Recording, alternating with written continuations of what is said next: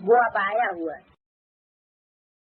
बेहद का बाप जिसको भक्ति मार्ग में इतना याद किया, कितना याद किया,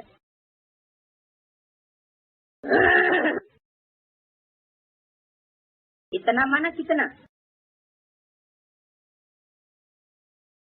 कोई भी धर्म ऐसा नहीं है जो निराकार को न मानता हो।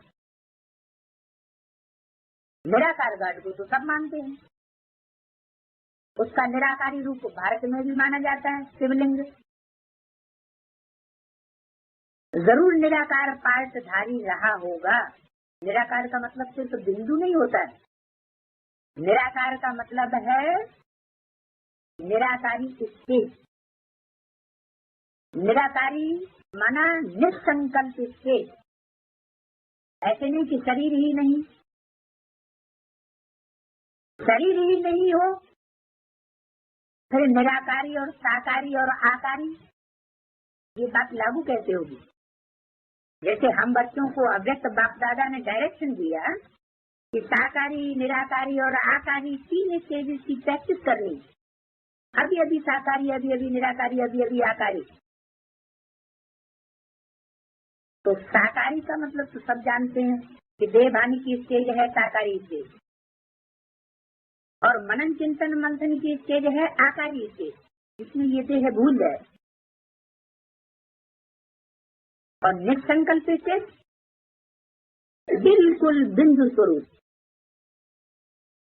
मैं बिंदु आत्मा, मेरा बाप बिंदु आत्मा, और दूसरा कुछ भी बिंदु के सिवाय कुछ याद न आए, वो है निसंकल्पी स्टेज, निराकारी स्टेज। तो ऐसी निराकारी स्टेज में रहने वाले रचयिता बाप को भी भूल जाते हैं, जिसको भक्ति मार्ग में 63 जन्म याद किया है। यज्ञ का आदि और यज्ञ का अंत, तब से लेकर के अंत तक ज्योति बिंदु को मानने वाले तो जरूर रहेंगे। तो जो बड़ा ड्रामा है उसमें भी द्वापर युग से जब भक्ति मार्ग शुरू होता है, तो भक्ति मार्ग के शुरू से ही लेकर के कलयुग के अंत तक दुनिया में निराकार को मानने वाले जरूर रहते हैं। साकार की मान्यता तो भक्ति मार्ग में बाद में शुरू हुई।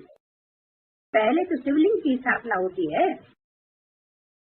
तो जो शिवलिंग है उसमें ऐसे नहीं है कि वो सिर्फ निराकार ही निराकार है, बिंदु ही बिंदु है, नहीं।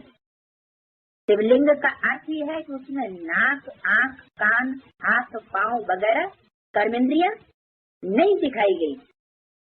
तो चित्रकार निराकारी स्टेज को कैसे सूचित करे। ये चित्रकार, चित्रकारी जो करता है कभी भी एक प्रकार का चित्रकार होता है, अपनी भावनाओं को चित्रित करता है वाचा के द्वारा। तो जो कवियों की कविता ने निराकारी स्टेज दिखाई है वो शिवलिंग दिखाया है। उसमें बिंदु है शिव ज्योति बिंदु की यादगार। सोमनाथ के मंदिर में जो हीरा दिखाया गया है शिवलिंग में, वो है शिव ज्योति बिंदु की यादगार। और वो हीरा जिसमें बैठा हुआ है लिंग में, वो है निराकारी स्टेज की यादगार। माना कि कर्म करते हुए भी जैसे कर्मेंद्रियों का भान है कि नहीं, बुद्धि एकदम उपराम, कर्मेंद्रियों के ऊपर उन कर्मों का लेप छेप नहीं चढ़ सकता। ऐसी स्टेज दिखाने के लिए, ऐसी स्टेज को साबित करने के लिए वो लिंग रूप दिखाया है। जिस लिंग रूप को द्वापर के आदि से ही लेकर के और अब तक भी गांव-गांव में, शहर-शहर में उसको याद करते चले आ रहे। तो इसलिए बताया कि जिस बाप को इतना याद किया वो अब आया है। क्या लिंग आया है? लिंग लुढ़कता पुढ़कता चला आया क्या? जैसे शालिग्राम की बटिया होती हैं, नदी में ऊपर से बहती चली आती है और समुद्र में जाकर के वो पत्थर आपस में टकराते टकराते जाके गिरते हैं। तो गोल गोल शालिग्राम की बटिया बन जाती। ऐसे ही कोई बड़े पत्थर होते हैं, उनको शिवलिंग के रूप में पूजा जाने लगता है। ऐसा कोई जो बाप जो आया है, जिसको इतना याद किया, वो अब आया है, क्या शिवलिंग आया है? क्या कोई जड़लिंग है? कौन आया है? भक्ति मार्ग में तो लिंग को याद किया 2 युगों तक, 63 जन्म तक, तो लिंग थोड़े ही आया है। लिंग माना वो चैतन्य चिन्ह, प्रैक्टिकल वो स्वरूप लिंग का जो निराकारी स्टेज में रहने वाला है, जिसके लिए बाबा ने बोला मेरा तो इतना पार्ट है जितना पार्ट किसी का हो नहीं सकता। अब जो 84 जन्म ही नहीं लेता, उसका पार्ट कहाँ से हो गया? तो संगम युग की बात है कि संगम युग में वो बाप और शिव ज्योति बिंदु आकर के इतना पार्ट बजाता है कि जितना पार्ट और जितना श्रेष्ठ पार्ट दुनिया में और कोई बजा ही नहीं सकता, जिसकी यादगार मंदिर में दिखाई जाती है। शिवलिंग की पूजा होती है, पूजा का आधार प्योरिटी ही होता है। प्योरिटी का पता कैसे चले कि इम्प्योर स्टेज क्या है और प्योर स्टेज क्या है, निर्लेप स्टेज क्या है और लेप छेप लगने वाली स्टेज क्या है। कीचड़ में कोई चीज डाली जाए और निकाली जाए, जैसे कमल, तब कहेंगे कि निर्लेप, कीचड़ का लेप छेप नहीं लगा और चीज का संग ही नहीं हुआ कीचड़ से, और उसे कह दिया जाए कि ये निर्लेप है। तो बिना प्रैक्टिकल प्रूफ और प्रमाण के बुद्धिमान लोग मानने के लिए तैयार होंगे। इसी तरह परमात्मा शिव को ये कह दिया जाए सिर्फ कि वो एवर प्योर है और उसका कोई प्रैक्टिकल प्रूफ और प्रमाण न दिया जाए, तो कोई मानेगा? बुद्धिमान व्यक्ति कोई मानेगा कि परमात्मा शिव एवर प्योर है? एक सिर्फ कह देना होता है एवर प्योर, और एक प्रयोगात्मक जीवन में उसको खरा उतार करके संसार के सामने साबित कर देना, ये इस तरीके से एवर प्योर है।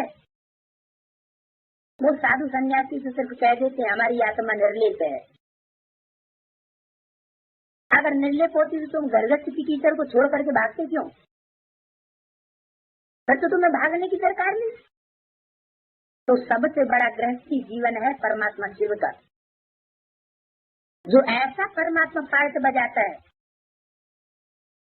गृहस्थी जीवन में रह करके, वो हम बच्चों को राज्यों की शिक्षा देता है, प्रवृत्ति मार्ग की शिक्षा देता है। निर्वृत्ति मार्ग वाले हठ योगी प्रवृत्ति मार्ग का राजयोग नहीं सिखा सकते। इसलिए मुरली में बोला है कि जानते नहीं है कि बाप ने प्रवृत्ति में रहकर राजयोग सिखाया है, जिस राजयोग से विश्व की बादशाही प्राप्त होती है। वो विश्व की बादशाही, नर से नारायण बनने वाला वो स्वरूप, उसको विश्व की बादशाही कोई ब्रह्मा सरस्वती के थ्रू प्राप्त नहीं होती, क्योंकि सरस्वती तो ब्रह्मा की बेटी थी, वो कोई प्रवृत्ति नहीं है। हाँ, वही ब्रह्मा सरस्वती वाली आत्माएं जब वो कोई ब्राह्मण बच्चों में प्रवेश करके पाठ बजाती हैं, तब वो प्रवृत्ति होती है। तो बताया कि जिसको इतना याद किया वो अब आया हुआ है। तो जो अब आया हुआ है ऐसे नहीं आकर के चला गया। याद किसको किया जाता है? अरे बड़े बड़े नेताएं हो जाते हैं उनको याद करते हैं, बड़े बड़े महापुरुष हो जाते हैं उनको याद करते हैं। क्यों याद करते हैं? जरूर उन्होंने कोई बड़ा कार्य किया होगा तब तो याद करते हैं। तो परमात्मा जो है वो, उसको तो सारी दुनिया याद करती है, तो जरूर परमात्मा ने तो सबसे जास्ती कोई बड़ा कार्य किया है। जो संसार में कोई कार्य नहीं कर सका वो परमात्मा आकर के करता है। ऐसे नहीं कि दुनिया के महात्माओं और संत पुरुषों और बड़े बड़े धर्म पिताओं की तरह सिर्फ भाषणबाजी करके वापस चला जाता है। ऐसे नहीं कि सिर्फ धर्म स्थापन करके चला जाता है, नहीं, धर्म स्थापना के साथ साथ वो नई दुनिया, नया राज्य की स्थापना भी करके जाता है और पुरानी दुनिया के असरों का विनाश भी करके जाता है, जो काम दुनिया में कोई नहीं कर सका। स्थापना तो सबने की, घर घर में बाप बैठे हुए हैं नई सृष्टि की स्थापना करने वाले। अब देखिए, बाप भी तो रचयिता है, वो भी रचना कर लेते हैं, लेकिन कोई बाप में ऐसी ताकत नहीं होती जो अपने बच्चे की हत्या कर सके, विनाश कर सके। ऐसा निर्मोही बाप कोई होता नहीं है। ये तो एक ही बाप है जो आकर के अपनी ही रचना का विनाश भी कर देता है, अगर वो रचना लायक नहीं है, नालायक है। इसलिए मुरली में बोला, वो बच्चा नहीं जो बाप के कंट्रोल में न हो, वो रचना नहीं है जो रचयिता के कंट्रोल में न हो। इतना नष्टो मुआ बनना पड़े। तो बताया वो बाप आया है, ऐसे नहीं आकर के चला गया है और अब हम स्वर्ग की रचना करते रहेंगे। अगर हम स्वर्ग की रचना कर सके तो फिर परमात्मा की सृष्टि पर आने की कोई दरकार नहीं है। जितना उनकी श्रीमत पर चलेंगे, बैठा तो ब्रह्मा की तन में है, फिर उनकी दूर क्यों कर दिया, उनकी इनकी क्यों नहीं कहा? जब ब्रह्मा के तन में प्रकृति के मध्य में बाजू में ही बैठा हुआ है सुप्रीम कोर्ट, तो उनकी क्यों बोलता है? जितना उनकी श्रीमत पर चलेंगे उतना उच्च पद पाएंगे। ऐसे क्यों कहा? इसलिए कहा कि वो पाठ भविष्य में बजने वाला है। जिस समय ब्रह्मा के तन से बोल रहा था वो कोई परमात्मा पाठ नहीं था जो प्रैक्टिकल में स्वर्ग की रचना करके दिखाए। तो ऐसी ऊंच पढ़ाई को छोड़ना ये कोई अकलमंदी नहीं है, छोड़ना थोड़ा चाहिए। ये है ईश्वरीय पढ़ाई। जहाँ तक जीना है तो ऐसे बाप से पढ़ते रहना चाहिए। कैसे बाप से? जिसको भक्ति मार्ग में इतना याद किया। सबसे जास्ती भक्ति मार्ग में कौन से स्वरूप को याद किया? नारायण के रूप को, राम के रूप को, गणेश या हनुमान के रूप को नहीं, शिव के रूप को याद किया। शंकर के रूप को भी नहीं, शिव के रूप को। शिव का मतलब निराकारी थे। तो जिसको इतना याद किया, तो जहाँ तक जीना है तो ऐसे बाप से पढ़ते रहना चाहिए। कैसे बाप से? जो ऐसी निराकारी स्टेज को धारण करने वाला है, जिसको भक्ति मार्ग में इतना याद किया,